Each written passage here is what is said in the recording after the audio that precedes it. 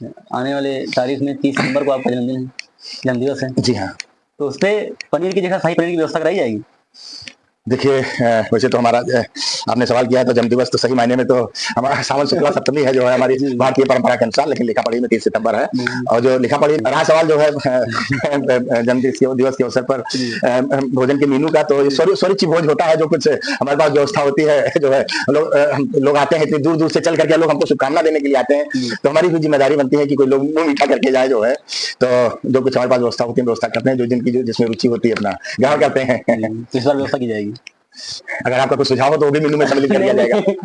ऐसा नहीं है, लेकिन फिर भी मतलब इस बार व्यवस्था रखी जाएगी पूरी। उम्र थका नहीं शक्ति, ठोकरें गिरा नहीं शक्ति, अगर जिद हो जीतने की तो हार भी हरा नहीं सकती। जी हाँ, नमस्कार, प्रणाम, जय श्री राम। आप देख रहे हैं दिल जले न्यूज नागेंद्र दीक्षित के साथ। आज हमारे साथ एक ऐसे महान बुजुर्ग से आपको मुलाकात कराते हैं। पूर्व मंत्री, पूर्व सांसद, वर्तमान जिला पंचायत अध्यक्ष श्री ददन मिश्रा जी हैं। आइए कुछ विशेष विषय हैं उस पर चर्चा करते हैं। तो मिश्रा जी, हम ये जानना चाहेंगे कि आपके जो आपकी पॉलिटिक्स है, आपने पॉलिटिक्स में एंट्री कब ली और कैसे, कहाँ पर हुई? नमस्कार। जहाँ तक राजनीति में एंट्री की बात है, पारिवारिक सामाजिक पृष्ठभूमि थी। समाज सेवा के लिए हमारा परिवार 3 पीढ़ियों से जाना जाता है। हमारे बड़ी पिताजी पंडित रामदयाल मिश्रा एडवोकेट, जब 70s के दशक में जब बहराइच श्रावस्ती एक ही जिला हुआ करता था, तो राष्ट्रीय स्वयं सेवक संघ के जिला संचालक हुआ करते थे। संघ और जनसंघ की सारी गतिविधियां हमारी डिघिया स्थित हमारी कोठी से ही संचालित होती थी, और वहीं से चाहे लोकसभा का चुनाव हो, चाहे विधानसभा का चुनाव, सारा संचालन वहीं से होता था। तो अभिरुचि तो विरासत में मिली थी। फिर छात्र जीवन में भी हमने विद्यार्थी परिषद में काम किया, युवा मोर्चा में काम किया, बिना किसी पद के, बिना कोई पद धारण किए, कार्यकर्ता के रूप में। सक्रिय राजनीति में अगर मैं कहूँ तो 2005 के जिला पंचायत सदस्य के रूप में जो है हमने प्रवेश किया, और फर्स्ट अटेम्प्ट आपका 2005 में सदस्य जिला पंचायत के रूप में, और अध्यक्ष जिला पंचायत का चुनाव भी हम लड़ना चाह रहे थे, लेकिन किन्हीं परिस्थितियों में उसमें नहीं बात बन पाई। फिर हालांकि अपनी विचारधारा तो संघ पृष्ठभूमि की थी, लेकिन जो हमारी विधानसभा है उस समय जो है कौना सुरक्षित हुआ करती थी, जो हमारी गृह विधानसभा है। 2002 में हमने अपने विचारधारा वाली पार्टी से टिकट भी मांगा था, लेकिन बात नहीं बनी। फिर 2007 में हमें अपॉर्चुनिटी मिली दूसरे राजनीतिक दल से, और जनता का आशीर्वाद, प्रभु की कृपा रही कि पहले ही प्रयास में सफलता मिली। और राजनीति को हमने कभी जीविकोपार्जन या कमाई का जरिया नहीं बनाया, हमने इसको सेवा का माध्यम ही बनाया है। और अपने सेवा कार्यों पर हमें पूर्ण विश्वास है। उसी का प्रतिफल है कि आज हमें श्रावस्ती बलरामपुर ही नहीं बल्कि पूरे देवी पाटन मंडल के आम जनमानस का बहुत ही असीम स्नेह, सहयोग, प्यार, आशीर्वाद मिलता रहता है। हम अपने आप को सौभाग्यशाली समझते हैं। ये तो आपके क्षेत्र में है कि पूरे लोकसभा 58 में आपके मतलब लोगों ने ये भी बताया कि आप प्रॉपर, चाहे चुनाव हो या चुनाव ना हो, उस टाइम भी आप चलते रहते हैं, लोगों के सुख दुख में सम्मिलित रहने का प्रयास करते हैं। आपका सोशल मीडिया से भी विचार प्रसार होता रहता है। और ये जानना चाहेंगे कि आपको जब 2019 में वांछित सफलता नहीं मिली, तो उसका प्रमुख कारण क्या हो सकता है? देखिए, चुनाव तो बहुत कुछ समीकरण और परिस्थितियों पर निर्भर करता है जी। तो समीकरण उस समय बदल गए जी, और भारतीय जनता पार्टी अगर चुनाव हारती है तो किसी विपक्षी में दम नहीं है हराने का जी। भारतीय जनता पार्टी अपनों से हारती है, बस इतना ही मैं कहना चाहूंगा।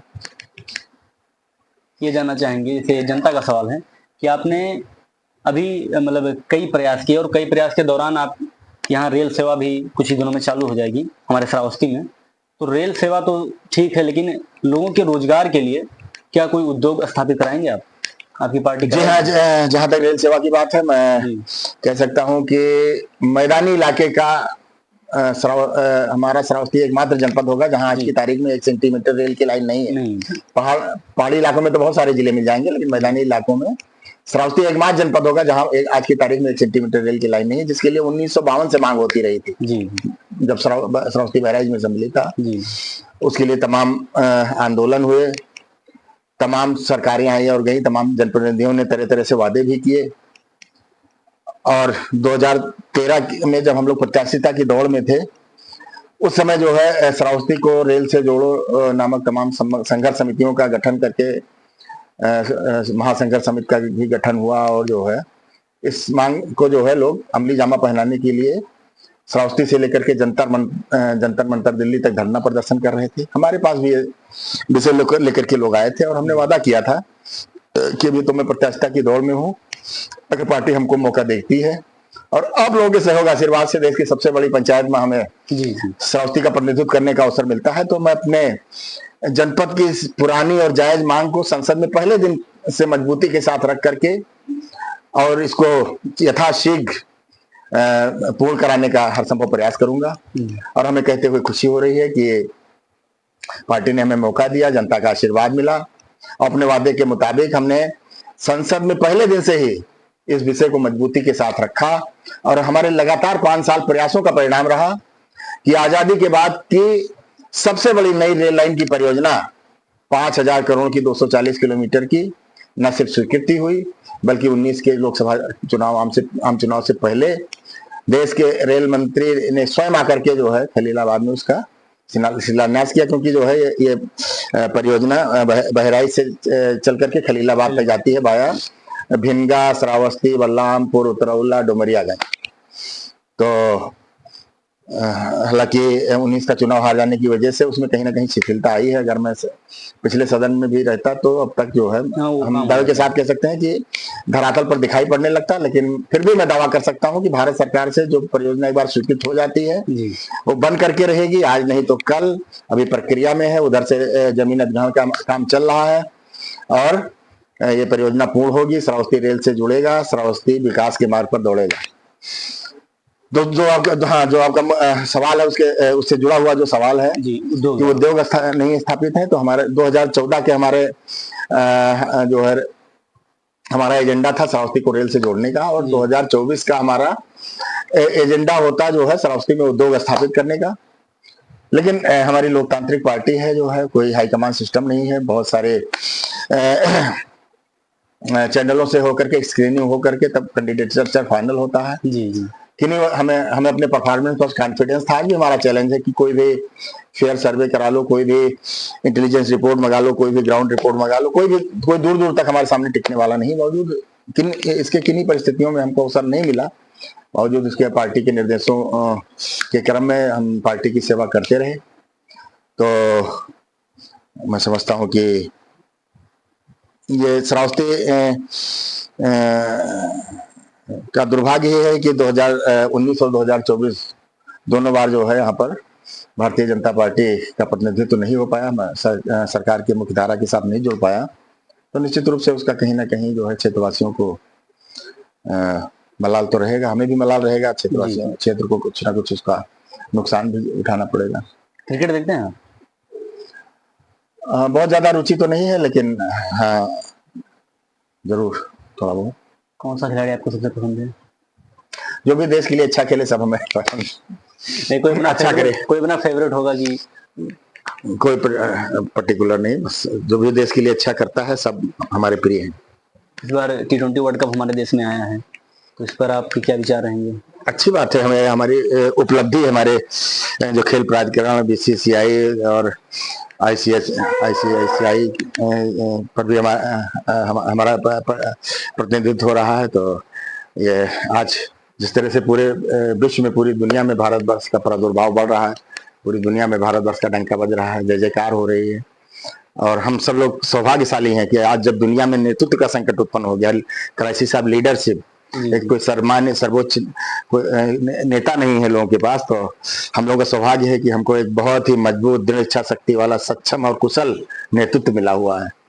तो निश्चित रूप से जो है हमारा देश भारतवर्ष जो है निरंतर उत्तरोत्तर प्रगति की ओर अग्रसर है। हमारी इन्हीं उपलब्धियों के बीच जैसे हमारा नाम भी बढ़ रहा है, लेकिन हमारे देश में जो हिंदू बहुसंख्यक हैं और इन्हीं मतलब हमारे देश के जो हिंदू हैं, पड़ोसी देश बांग्लादेश है, वहाँ पर हिंदुओं पर हुए अत्याचार, बहुत ज़्यादा अत्याचार हुए हैं।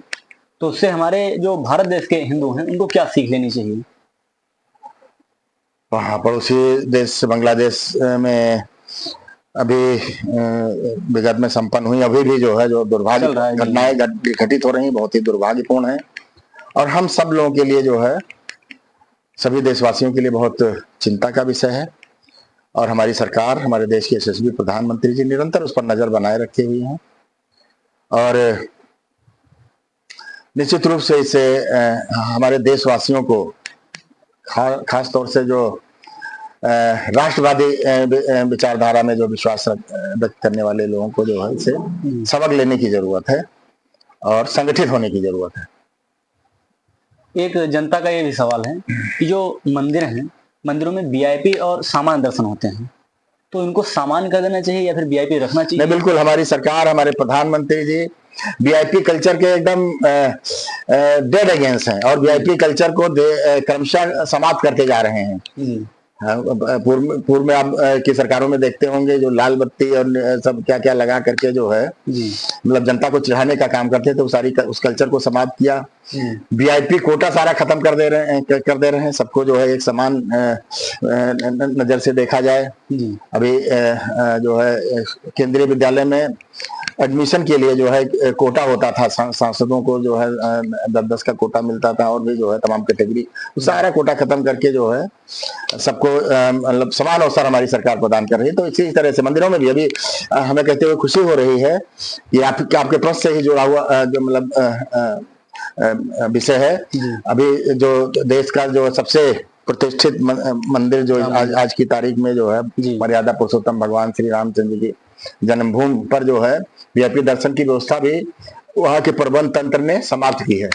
तो इसी तरह से मैं आशा करता हूं और आपके माध्यम से अपील भी करना चाहूंगा कि मंदिर भगवान का घर है, भगवान के दर पर सब लोग एक समान होते हैं भगवान की नजर में। तो ये वीआईपी कल्चर की व्यवस्था खत्म होनी चाहिए, सबको वहां पर जो है एक सामान्य मानविकी के आधार पर दर्शन पूजन करना चाहिए। अभी हाल ही में अभी भी चल रहा है और अभी जल्द का मामला है कि तिरुपति बालाजी में जो प्रसाद वितरण होते हैं, तो उस प्रसाद में जानवरों की चर्बी मिलाई जाए, कुछ ऐसा? हाँ, ऐसी रिपोर्टें आई हैं और बहुत ही जो है मतलब दुर्भाग्यपूर्ण जो है ये घटना है। और ये हम सीधे जो है हमारे सनातन संस्कृति, हमारी आस्था पर बहुत बड़ा कुठाराघात है। इसकी जितनी भर्त्सना निंदा की जाए कम है और हमारी भारत की सरकार इस पर भी नजर रखे हुए है और इसको दूध का दूध पानी का पानी करेगी। जो भी दोषी होंगे उनको बख्शा नहीं जाएगा। जी, जनता का ये भी सवाल है, हम कहीं मतलब हमसे कई लोगों ने पूछा है और ट्विटर पे हमने एक बार पोस्ट डाली थी कि आपका इंटरव्यू लेने वाले हैं, तो वहां पर भी कई क्वेश्चन है कि आपके बाद आपके आने वाली पीढ़ी में क्या जनता की सेवा कोई करेगा? नहीं, हमारी पार्टी ना परिवारवाद में विश्वास करती है, ना हम परिवारवाद में विश्वास करते हैं जी। और वैसे भी भारतीय जनता पार्टी में जो है मतलब जो एकमात्र पार्टी है जिसमें आंतरिक लोकतंत्र है। कोई भी छोटा से छोटा कार्यकर्ता निचले स्तर पर काम करते हुए पार्टी का सर्वोच्च पद धारण कर सकता है, एमपी, एमएलए, मुख्यमंत्री, प्रधानमंत्री बन सकता है।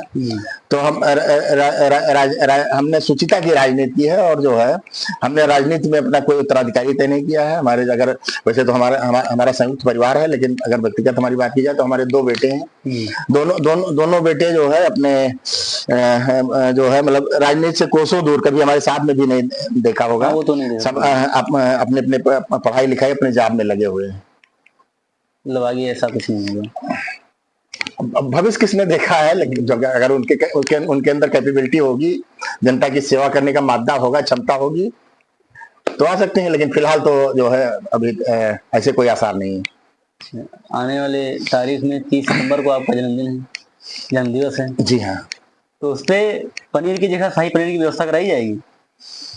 देखिए वैसे तो हमारा आपने सवाल किया है तो जन्मदिवस तो सही मायने में तो हमारा सावन शुक्ला सप्तमी है जो है हमारी भारतीय परंपरा के अनुसार, लेकिन लिखा पढ़ी में 30 सितंबर है। और जो लिखा पढ़ी में है वही जाना जाता है। तो बहुत स्नेह आशीर्वाद, खासतौर से हम तो अपना जन्मदिन हमें ध्यान भी नहीं रहता था जो है, बीत जाता था। लेकिन सोशल मीडिया का युग है।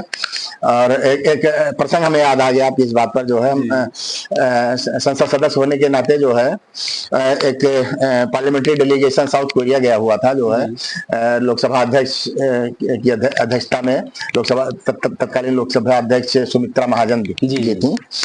तो संजोग से जो वहीं सियोल में थे हम लोग, संजोग से उस 30 सितंबर जन्मदिन हमारा उस दिन पड़ा।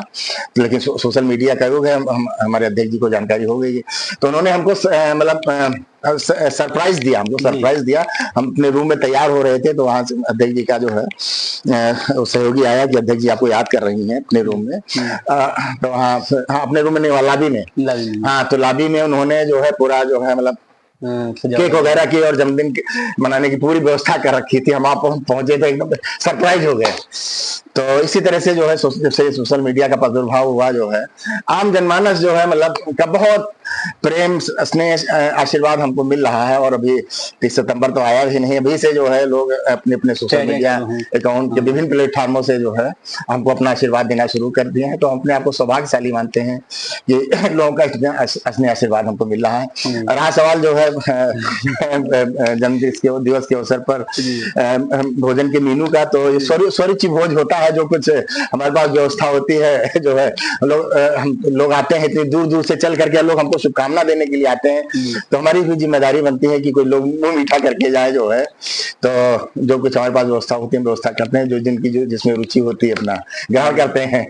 तो इस बार व्यवस्था की जाएगी। अगर आपका कुछ सुझाव हो तो वो भी मेनू में सम्मिलित कर दिया जाएगा। ऐसा नहीं है, लेकिन फिर भी मतलब इस बार व्यवस्था रखी जाएगी पूरी। हाँ क्यों नहीं। चलिए बहुत बहुत धन्यवाद, हमारे साथ जुड़े रहिए, आगे भी आपको ऐसे पॉडकास्ट देखने को मिलेंगे। और बहुत बहुत धन्यवाद मिश्रा जी का, धन्यवाद, टाइम दिया। नमस्कार।